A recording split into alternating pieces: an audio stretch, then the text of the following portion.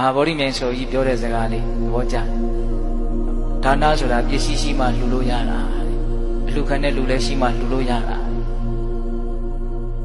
ပစ္စည်းရှိရင်လည်းပဲလှူလို့ဖြစ်တယ်သီလဆိုတာကိုကြိုက်တယ်လို့စောင့်စည်းလို့ရတယ်တိခံမှုခန္တီဆိုတဲ့တရားကတော့ကိုယ့်အပေါ်မှာတော့စော်ကားလာတဲ့လူရှိမှတိခံလို့ရတာဒါကြောင့်စော်ကားတဲ့လူရှိမှတိခံမှုဆိုတာဖြစ်နေတာစော်ကားတဲ့လူရှိရင်တိခံမှုဆိုတဲ့တန်ဖိုးရှိတဲ့သူတော်ကောင်းတရားဖြစ်လို့မရဘူးဒါကြောင့်အစင်မပြေမှုကိုတန်ဖိုးထားတတ်ဖို့နော်ကျတို့အစင်မပြေမှုဆိုရင်ကန်ဆိုးလို့တွေ့တာလို့အောက်မေ့ထားတာလေ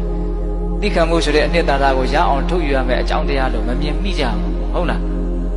ခုဒီမှာပြောပြီးတော့တိမခံခြင်းကြောင့်ဖြစ်တာတဲ့အမျက်ဆိုတာတိခံရင်မဖြစ်ဘူးထားလိုက်ပါလို့လုံနိုင်ရင်အမျက်ဆိုတာမဖြစ်ဘူးကိုကျတို့ကထားလိုက်ပါလို့မလုံနိုင်ဘာမှမထားနိုင်ဟုတ်လားထားလိုက်ပါလို့မလုပ်နိုင်အဲ့ဒါကြောင့်မလို့အမျက်တွေကဖြစ်ရအဲ့ဒီအမျက်ဖြစ်လာပြီဆိုရင်အမျက်ကဘယ်လိုသဘောရှိတော့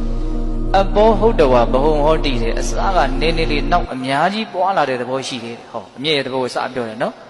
အမျက်ဆိုတာပွားတဲ့သဘောရှိတယ်တဲ့ဟုတ်တယ်တခါတလေကိုမုန်းတဲ့လူအကြောင်းထိုင်တွေးနေရင်ဘာဖြစ်တော့ဒေါသတွေအကြီးကျယ်ထွက်လာပွားလာ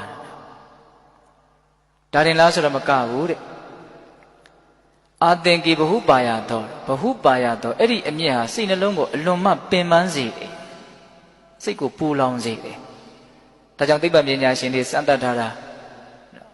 မဟာမြိုင်ဆိုတော့ဆရာဘုရားကြီးဥဇောတိကဟောထားတဲ့တရားထဲမှာပေးတယ်လို့လည်းကြားဖို့မှာ